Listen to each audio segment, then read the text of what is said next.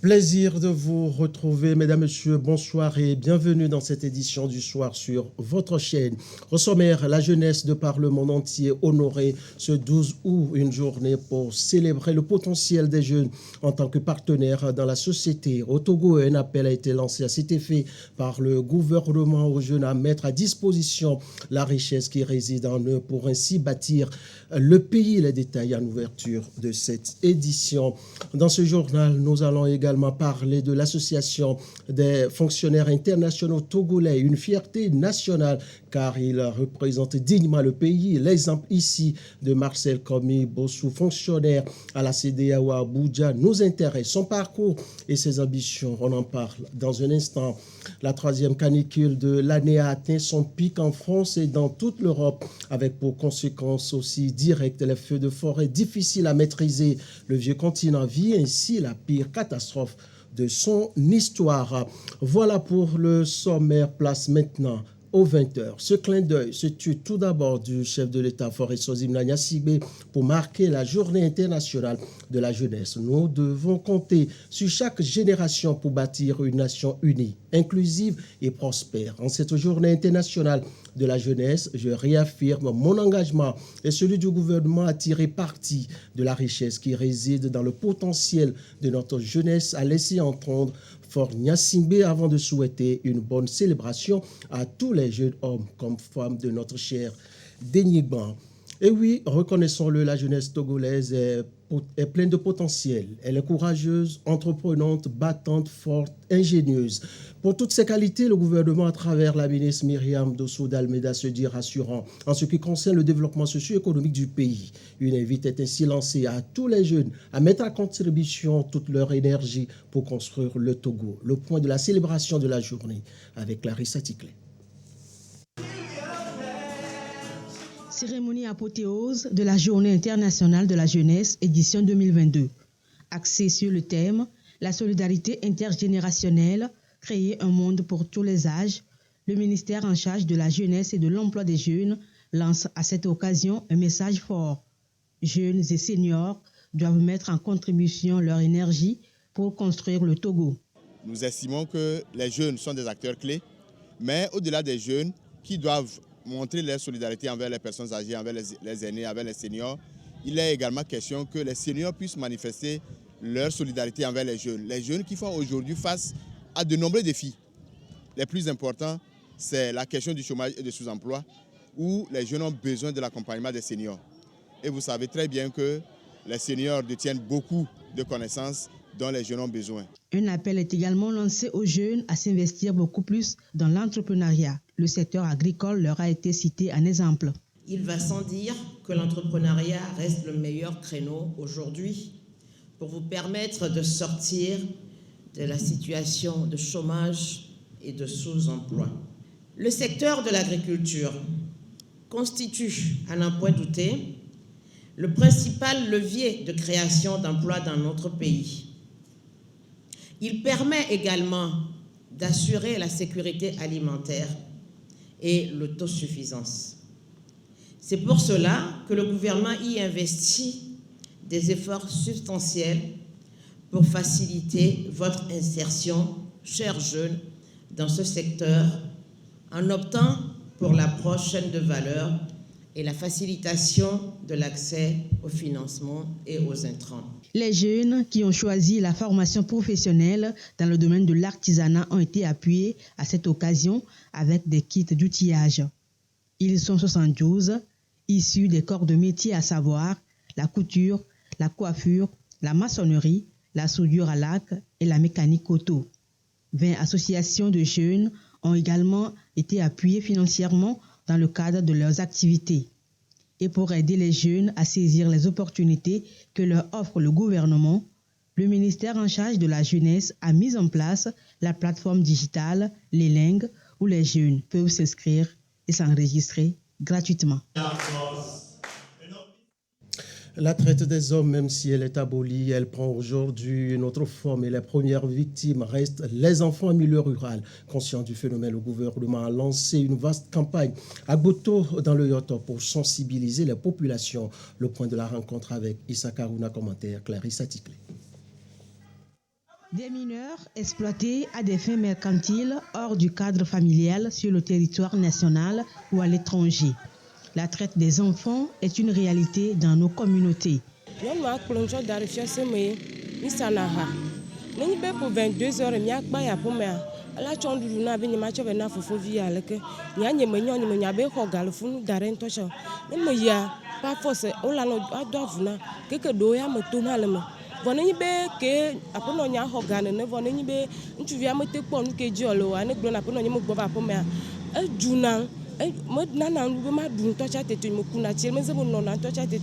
Le phénomène bafoue les droits fondamentaux des victimes et accentue leur vulnérabilité. Entre autres actions menées par le gouvernement pour contrer le phénomène de la traite des enfants, cette campagne nationale de sensibilisation lancée ici à Gboto, dans la préfecture de Yoto. Il y a l'extraction du calcaire qui se passe dans Yoto, où les enfants abandonnent l'école et se trouvent dans l'extraction. Nous faisons des sensibilisations dans toutes les préfectures de la région maritime pour éradiquer ce phénomène de la traite qui sévit vraiment. Le gouvernement sonne ainsi la mobilisation de tous les acteurs contre l'exploitation des enfants. Un appel à rompre le silence face aux multiples cas relevés dans les communautés. Dans des conditions difficiles, c'est facile pour les parents de livrer leurs enfants et de les confier à de tierces personnes sans pour autant savoir qu'ils peuvent être victimes de traite. Donc c'est de les inviter, de les encourager dans leur rôle d'éducateur, de faire tout possible pour aider les enfants en les maintenant à l'école. Parce qu'un enfant à l'école est protégé de ce phénomène. Et en plus de ça, inviter les autres acteurs à une lutte concertée pour qu'ensemble nous puissions mettre nos efforts en commun pour pouvoir venir à bout de ce phénomène. Il est aussi question d'inviter toutes les couches sociales à la dénonciation. La campagne se poursuivra dans les autres régions du pays à travers des séries d'émissions, des débats et de spots. Les radios rurales joueront un rôle important au cours de cette campagne. Le terrorisme reste aussi la menace du siècle et sape la paix sociale. Le Togo est déjà victime. Les journalistes en ces moments de crise doivent revoir les éléments de langage des pratiques professionnelles qui sont rappelés ce jour. Compte rendu de la session avec Elia Banyandao. Journée porte ouverte à la mairie de la commune de Koza 1 sur l'enregistrement des faits d'état civil. C'est à l'occasion de la célébration du 10 août, journée africaine de l'état civil. Cette journée, qui est à sa 5e édition, a pour thème cette année exploiter la coordination, le leadership et l'appropriation des pays pour renforcer le système d'enregistrement des faits d'état civil et de statistiques de l'état civil, un vecteur pour compter tout le monde. Un thème qui interpelle le public à accorder plus d'importance à l'enregistrement des faits d'état civil et de statistiques de l'état civil. Généralement, nos parents n'ont pas la culture de faire enregistrer les naissances. Et quand il y a un décès, les gens disent qu'il y a une souffrance. Pourquoi encore enregistrer un décès? Les gens vivent en couple, mais sans aucun acte qui l'atteste. Nous avons voulu cette journée porte ouverte pour montrer l'importance des enregistrements des actes d'état civil. Nous voulons aussi montrer à la population les mécanismes qui sont là, les facilités qui sont là.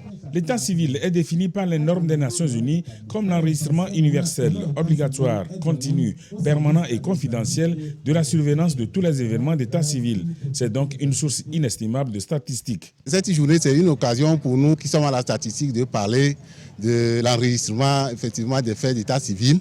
Et ça permet la prise de décision, à savoir en quelque sorte le nombre de personnes sur une surface donnée. Et comme nous faisons les recensements chaque 10 ans, ça nous permet également de faire des projections pour les prises de décision au niveau des politiques et programmes.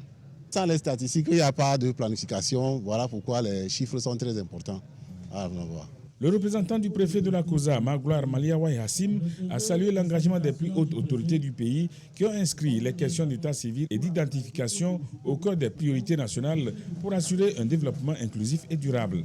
Pour rappel, la gratuité de l'enregistrement et la délivrance des actes de naissance est effective au Togo depuis le 1er janvier 2022. À cette journée porte ouverte à la mairie de la commune de Koza 1 sur l'enregistrement des faits d'état civil, des actes de naissance ont été établis, séance tenante et remis aux déclarants. Et vous venez là plutôt de suivre le sujet sur la célébration de l'enregistrement des faits d'état civil célébrés chaque 10 août. Dans la commune Koza 1, cette journée a été célébrée. Et vous venez d'entendre Nestor Mouzou au commentaire. Le terrorisme reste, je le rappelais tantôt aussi, la menace du siècle. Il sape la paix sociale. Le Togo est victime. Les journalistes en ces moments de crise doivent revoir les éléments de langage, des pratiques professionnelles qui sont rappelées ce jour. Compte rendu de la session avec Elia Banyandao. Le Togo fait face depuis quelques mois à des attaques des groupes terroristes.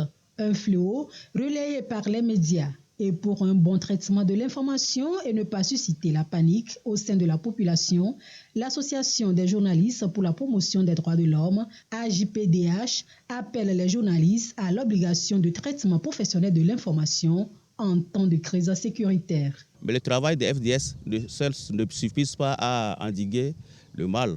Donc il fallait maintenant appuyer les initiatives de la société civile, surtout les journalistes qui font un relais d'information, à ce qu'ils puissent faire une bonne sensibilisation de la population pour pouvoir amener les gens à comprendre la gravité du phénomène d'abord et à comprendre les attitudes à adopter pour ne pas faire l'apologie de la violence. La JDPH compte ainsi renforcer le rôle et la contribution des médias dans la sensibilisation et la prévention des actes terroristes. C'est important que nous-mêmes nous ayons une notion un peu plus poussée de ces différents concepts que sont le terrorisme, l'extrémisme violent et le djihadisme. Pour le maintien de la paix et de la sécurité, les forces de défense et de sécurité sont en première ligne, mais c'est une histoire qui concerne tout le monde et les médias ne sont pas du reste. Donc sur ces sujets délicats, nous devons d'avoir assez d'informations et si nous avons les informations, nous sommes mieux aguerris pour les aborder, histoire de ne pas créer encore trop de psychose au sein de la population et en même temps les sensibiliser pour être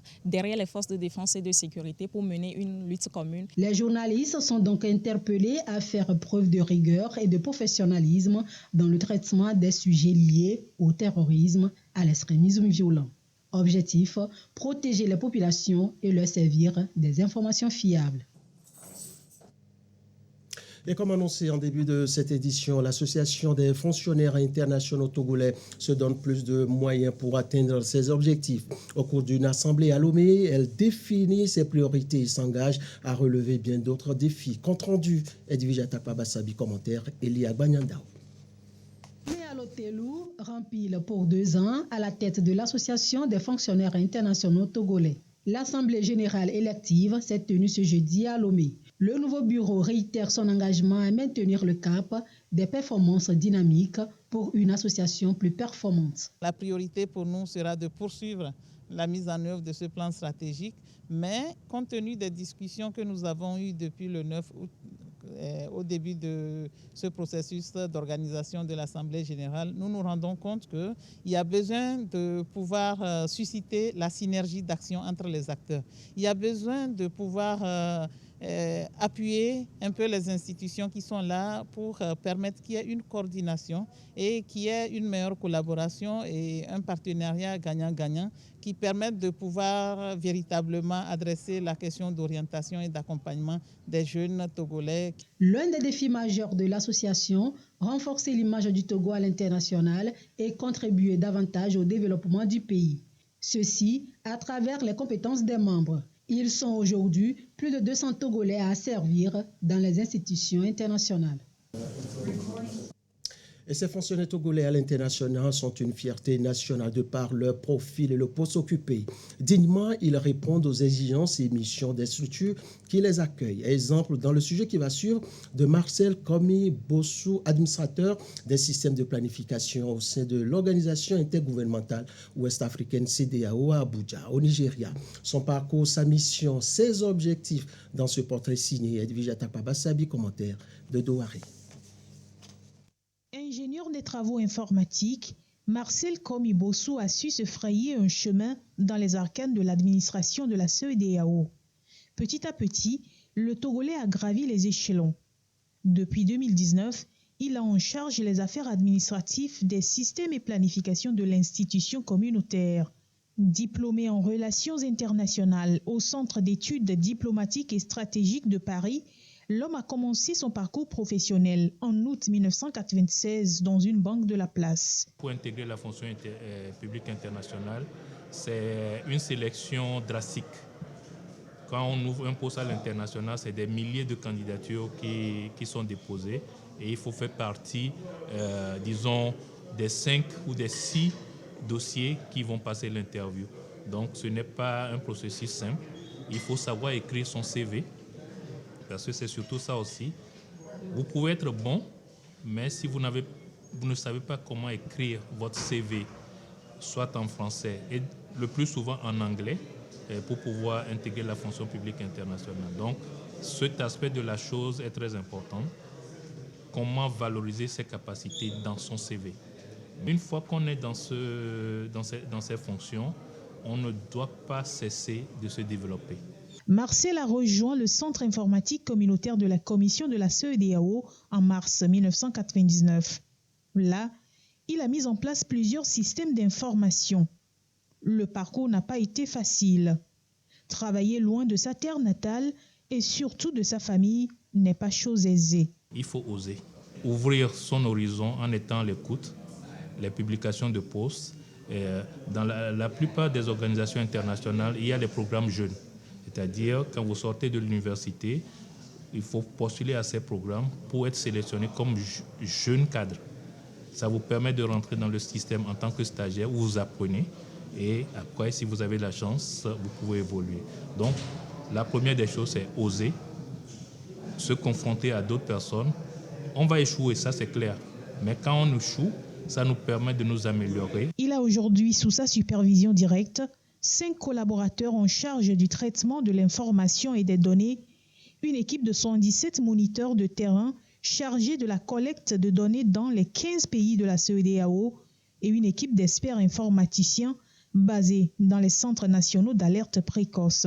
Un exemple pour toute une génération, Marcel est bilingue, français-anglais, marié et père de famille. L'actualité économique dans ce journal avec ce point de bilan après 6 mois d'activité fiscale à l'Office togolais des recettes. Une pause stratégique pour remobiliser les troupes au regard des objectifs assignés d'ici la fin de l'année 2022. Le récit de la rencontre avec Sandra Ziagbe. L'Office togolais des recettes fait le bilan de ses activités sur la période de janvier à juillet 2022. Après 6 mois d'activité, les premiers responsables et chefs de poste réunis pour analyser les recettes réalisées. Malgré le contexte socio-économique tendu, il en ressort une bonne progression des recettes. Nous avions réussi à mobiliser à peu près 62-63% de nos recettes annuelles qui présentent une bonne progression et qui inaugurent une bonne tendance de la mobilisation de recettes demandées par le gouvernement 22. Quand on pose ce taux par rapport à la progression de l'année, nous avons bon augure que d'ici la fin de l'année, nous pourrions réaliser les objectifs que le gouvernement nous demande.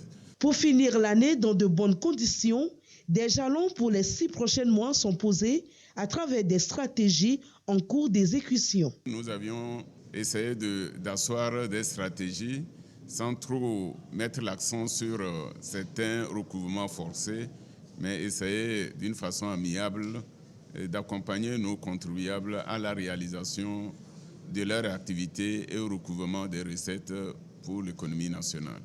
Nous avions posé les jalons de l'élaboration de la stratégie 2023-2025, dont 3 ans, qui devait consister à mener notre taux de pression fiscale qui est autour de 13,6% en 2021 à 15% à l'horizon 2025. Rapport d'évaluation du plan stratégique 2018-2022, enjeux et défis du nouveau déploiement territorial des services fiscaux, projet de réorganisation de certains services sont des points abordés. L'OTR compte atteindre un taux de réalisation allant de 13 à 15% d'ici à 2025. Et c'est communiqué avant de poursuivre cette édition. Les résultats de l'examen du brevet du technicien supérieur seront proclamés le 13 août 2022 à 15h. Par ailleurs, les candidats peuvent consulter les résultats dans les minutes qui suivent la proclamation via l'application mobile Cisco ou en envoyant BTS numéro de table par SMS au numéro 8998 sur les réseaux Move et Togocell. Cisco est téléchargeable sur Play Store. Pour toute information complémentaire, contactez la société Cisco au 90 97 67 67 ou au 99 99 89 98. Communiqué signé par le ministre de l'Enseignement supérieur et de la Recherche, professeur Majesté Iwateba. Le ministre de la Santé, de l'Hygiène publique et de l'Accès universel aux soins informe qu'un concours d'entrée dans les écoles nationales des auxiliaires médicaux, de sages-femmes de Lomé, Tchévier, Palimé, Atapamé, Kara et Dapaon et à l'école des aides sanitaires de Sokodé est ouvert à l'attention des candidats titulaires du Bac 2 et du BOPC. Les dossiers de candidature doivent être déposés dans les dites écoles à compter du mercredi 10 août 2022. La date limite de dépôt des dossiers de candidature est fixée au vendredi 2 septembre 2022 à 17h. La date de l'écrit est fixée au samedi 10 septembre 2022 dans les centres de Lomé, Tchévier, Atapamé, Sokodé, Kara et Dapaon. Les conditions et autres modalités d'accès au concours peuvent être consultées dans le quotidien national Togo Presse ou au lieu de dépôt des dossiers 6 dessus indiqués. Communiqué signé par le professeur Moustapha Mijiawa. L'actualité hors du Togo, les résultats définitifs des élections législatives du 31 juin au Sénégal donnent le camp présidentiel légèrement en tête. Il garde la majorité absolue à l'Assemblée nationale grâce au ralliement d'un député de l'opposition, Pape Diop, ancien président de l'Assemblée nationale et du Sénat. Pendant ce temps, au Kenya, l'attente des résultats de la présidentielle devient trop longue pour les partisans des candidats en lice. Mais déjà, les partisans du candidat Raila Odinga crient victoire, même si les résultats s'annoncent très serrés. Reportage. Les Kenyans s'impatientent de voir tomber les résultats des élections de mardi. La commission électorale publie au compte-gouttes les procès-verbaux des bureaux de vote qu'elle a comptabilisés et à chaque annonce, les partisans des deux principaux candidats, Raila Odinga et William Ruto, se projettent. Peter Orero, candidat du mouvement démocrate orange de Raila Odinga, a été élu député de la circonscription de Kibra au sud-ouest de Nairobi. Au principal centre de tri des bulletins, les Bomas of Kenya, il déclare ne pas baisser sa garde. Il est de mon devoir d'aller protéger ces votes aux Bomas of Kenya. Nous ne voulons pas de magouille ici. C'est pourquoi les gens de Kibra vont voir leur vote être comptabilisé dans ce centre. Selon les autorités, environ 18 000 observateurs locaux et internationaux seraient déployés sur le territoire pour surveiller le décompte, dont l'enjeu est crucial. Les médias locaux indiquent que le score de la présidentielle est pour l'instant très serré. Beaucoup d'électeurs sont inquiets et chargés d'espoir, comme ce sympathisant de Raila Odinga, ou Baba, comme on l'appelle affectueusement. Pour moi, si Baba prend le pouvoir, il rendra ce pays prospère au niveau international. Nous serons admis. Oui, je soutiens le très honorable Raila Amolo Odinga et j'ai voté pour lui. Je porte son slogan « Azimio Inawezekana » parce que je fais partie de ceux qui veulent un pays uni. Nous avons besoin d'un pays uni qui sera dirigé correctement. C'est pourquoi nous attendons juste de prêter serment à Baba. Généralement, la tension commence quand les résultats arrivent, mais cette fois-ci, tout est calme. Les gens ont commencé à reprendre leur travail. Je ne vois pas qui a le temps de commencer à perpétrer des violences. Aller se battre plutôt que de chercher de la nourriture, non, je ne crois pas qu'il y aura de la violence cette fois-ci. Toutefois, face à des scores qui évoluent sans cesse, observateurs et groupes de défense des droits humains mettent en garde les Kenyans contre l'augmentation du nombre d'informations fausses ou trompeuses diffusées sur les médias sociaux. La commission a jusqu'à mardi prochain pour annoncer les résultats finaux. L'Europe vit également la pire catastrophe de son histoire. La canicule a atteint son pic et les feux de végétation sont difficiles à maîtriser malgré les moyens mis en place. Des jours et des mois passent et les feux gagnent toujours du terrain. Reportage. 8000 hectares avalés par les flammes en 48 heures et plus de 10 000 personnes évacuées. C'est le lourd bilan de l'incendie qui ravage actuellement la région de l'Andiras en France. Le feu qui s'est éthéré depuis des semaines se propage à un rythme galopant depuis mardi. La France, dépassée, a fait appel à ses partenaires européens. Nous comprenons la situation dans laquelle vous vous trouvez. Ça doit être très difficile d'avoir des incendies aussi importants et difficiles à combattre. Donc, lorsque les autorités françaises ont demandé de l'aide par le biais du mécanisme de protection civile de l'Union européenne, nous n'avons pas hésité une seconde. La Grèce, la Pologne, la Roumanie et l'Autriche ont également répondu présents.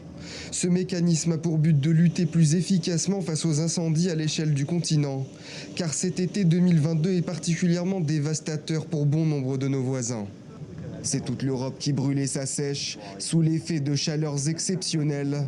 Le mois de juillet 2022 a été le 6e plus chaud de l'histoire du vieux continent. Comme nous l'observons en Suisse, en France, dans de nombreuses régions d'Allemagne, dans le nord de l'Italie, mais aussi dans le sud du Royaume-Uni, c'est la sécheresse. Le mois de juillet est très très sec et le mois d'août continue de l'être. Le début du mois poursuit cette tendance. La surface brûlée par des feux en 2022 est pour le moment près de 4 fois supérieure aux niveaux normaux. Ce sont plus de 600 000 hectares de végétation qui sont partis en fumée, contre un peu plus de 158 000 hectares en moyenne.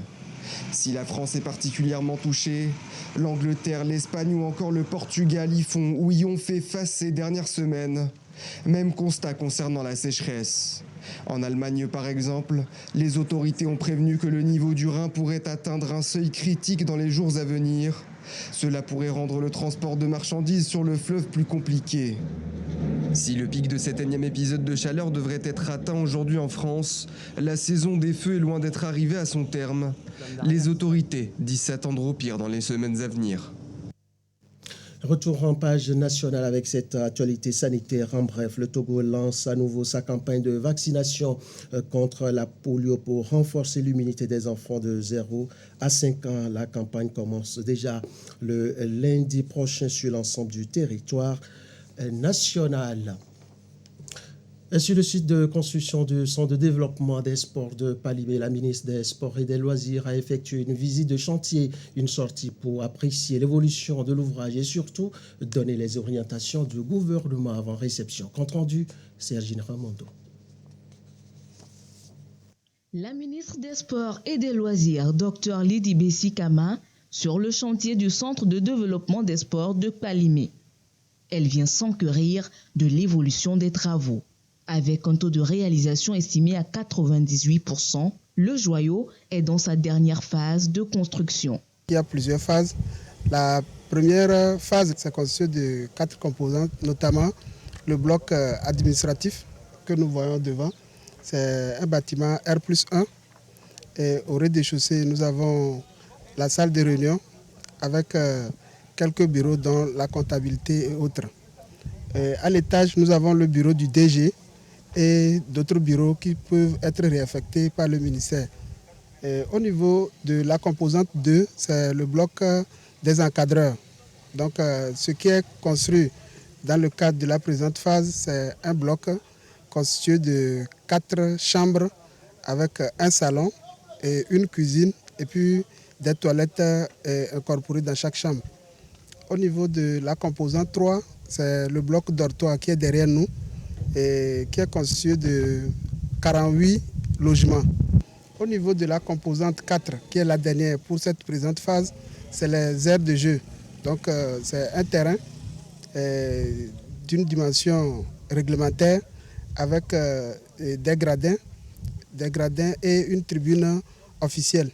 Après l'équipement des régions en plateforme multisport, s'ensuivent la construction des infrastructures adéquates des centres de développement des sports, ce qui traduit dans les faits la politique de redynamisation du secteur des sports. Cette visite s'inscrit donc dans la droite ligne de la politique de redynamisation du secteur des sports que le chef de l'État a mise en œuvre.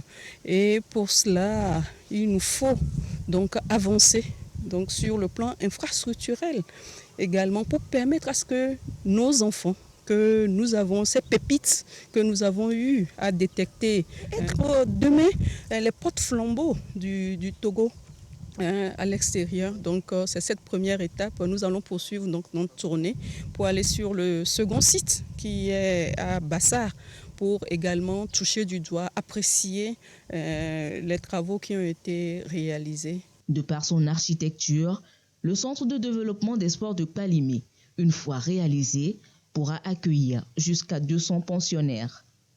L'espoir est permis de les accueillir dès la rentrée scolaire 2023-2024. Et ce dernier communiqué avant de refermer cette édition. Les candidats admissibles après la visite médicale et les épreuves sportives au concours d'entrée à l'école de formation des officiers des forces armées togolaises EFOFAT sont convoqués à la direction générale de la gendarmerie nationale située à proximité de la cour d'appel de Lomé le mardi 16 août 2022 à partir de 6 heures pour les épreuves orales. La liste des candidats admissibles sera publiée dans le quotidien Togo Presse et affichée dans les brigades de gendarmerie des préfectures. Les candidats se présenteront à la direction générale de la gendarmerie nationale munis de leur carte d'identité en cours de validité. Tout candidat qui ne se présentera pas dans les délais prescrits sera considéré comme démissionnaire. Compte tenu du contexte pandémique actuel, le respect des mesures barrières est de rigueur. Pour toute autre information complémentaire, veuillez consulter le site web du ministère des Armées www.défense.gouv.tg, communiqué signé par la ministre et son Zimna Marguerite Nyakade. Le ministre des Armées communique également, il est porté à la connaissance des jeunes Togolais des deux sexes désireux de faire une carrière de personnel non officier dans les forces armées togolaises, qu'il sera procédé à un recrutement général et à un recrutement de spécialistes. Les conditions de candidature, la composition des dossiers de candidature et le dépôt, les conditions de candidature, la composition des dossiers de candidature sont à consulter dans le quotidien national Togo Presse. Les dossiers de candidature seront composés dans les brigades de gendarmerie des préfectures d'origine ou de résidence des candidats où ils se présenteront le jour du recrutement contre une quittance de 5 000 francs CFA non remboursable. La date limite de dépôt des dossiers est fixée au samedi 24 septembre 2022 à 12 heures. Les dossiers incomplets, non conformes aux conditions exigées ou faisant l'objet de multiples dépôts seront rejetés. La liste définitive des candidats retenus sera affichée dans les brigades de gendarmerie des lieux de dépôt. Le calendrier de recrutement sera communiqué ultérieurement. Pour tout renseignement complémentaire, veuillez consulter le site web du ministère des Armées www.defense.gouv.tg, communiqué également signé par la ministre et Sozimna Marguerite Nyakade. Ainsi prend fin cette édition. Merci de l'avoir suivi depuis vos points de réception. Merci à toute l'équipe de la réalisation. À très bientôt, à très vite, pour toujours vous servir avec le même plaisir et la même envie.